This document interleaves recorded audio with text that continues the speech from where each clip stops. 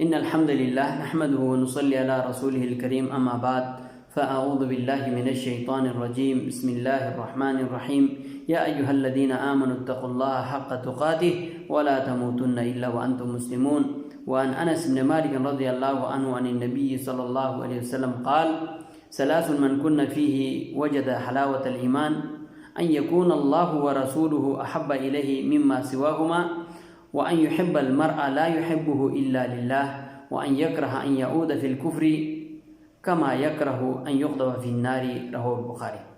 سامعین محترم، اللہ تبارک و تعالیٰ قرآن پاک میں ارشاد فرماتے ہیں یا ایھا الذین آمنوا اتقوا اللہ حق تقاتہ، اے ایمان والو اللہ تبارک و تعالیٰ سے اتنا ڈرو جتنا ڈرنے کا حق ہے، وَلَا تَمُوتُنَّ إِلَّا وَأَنْتُمْ مُسْلِمُونَ، اور تم مرتے دم تک مسلمان ہی رہے، اسلام پر قائم اور دائم رہے۔ پہلے ایمان والوں سے مخاطب ہوتا ہے اللہ تبارک و تعالیٰ، یعنی اے ایمان والو اللہ تبارک و تعالیٰ سے ڈرتے رہو جتنا ڈرنے کا حق ہے، یعنی ہمیں اللہ تبارک و تعالیٰ سے بہت زیادہ ڈرنا چاہیے۔ جو ایمان ہے، جن کے دل میں ایمان ہے، ان کو بہت زیادہ ڈرنا چاہیے۔ یہ ایمان کیا ہے؟ سب کا دعویٰ مومن ہے، سب دعویٰ کرتے ہیں کہ ہم مومن ہیں، مسلمان ہیں، لیکن گناہ بھی کرتا ہے، نیکی بھی کرتا ہے۔ نہ گناہ کرنے پر افسوس ہے، ملامت ہے، نہ نیکی کرنے پر خوشی ہے۔ اب ایمان ان لوگوں کے لیے ہے، ان لوگوں کے لیے ایمان کا مزہ ہے جن لوگوں کے اندر تین قسم کی خصلتیں پائے جائیں۔ دیکھو، ہر چیز کی ایک لذت ہوتی ہے، کھانے پینے کا، پہننے کا، جینے کا، گھومنے پھرنے کا، دنیا کے ہر معاملات میں، ہر کسی بھی چیز کے اندر اس کے لیے کوئی نہ کوئی لذت ہوتی ہے، اس کے لیے کوئی مٹھاس ہوتا ہے۔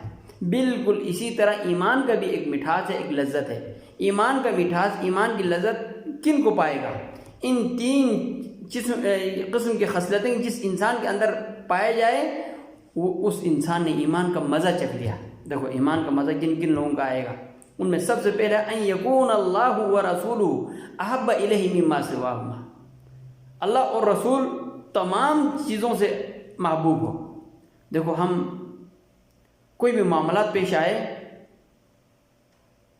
تو ہم اللہ اور رسول کے احکامات کو مقدم لائیں۔ جب تک انسان اپنے کسی معاملات کے اندر، کسی بھی کام میں اللہ اور رسول کا فرمان مقدم نہیں لائے گا، اس نے ایمان کا مزہ ہی نہیں چکھا، اس کو ایمان کا مزہ نہیں آیا۔ ہمارا دعویٰ ضرور ہے کہ ہم اللہ اور رسول سے بہت محبت کرتے ہیں، جب معاملات پر آتے ہیں تو ہم اللہ کے آیاتوں کو پس پش ڈال دیتے ہیں، اور اللہ کے پیارے نبی علیہ الصلوۃ والسلام کی حدیثوں کو ہم پس پش ڈال دیتے ہیں۔ اب اس طرح کے معاملہ ہو، اس نے ایمان کا مزہ نہیں چکھا۔ اور دوسرا ہے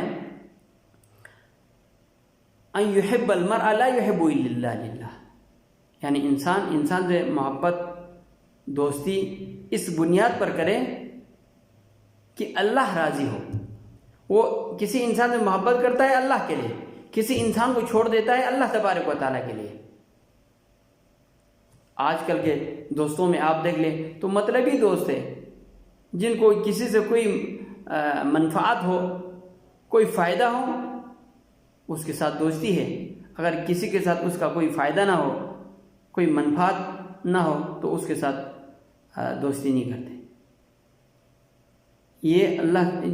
اس قسم کے انسانوں نے ایمان کا مزہ نہیں چکھا۔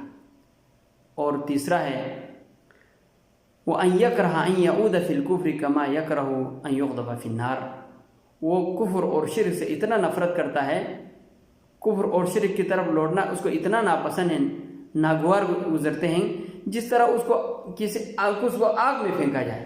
جس طرح آگ میں کودنا کتنا نفرت ہوتا ہے، آگ سے کتنا انسان کو ڈر ہوتا ہے، خوف ہوتا ہے، بالکل اسی طرح کفر کی طرف جائے، شرک کی طرف جائے، اس کو نفرت ہے۔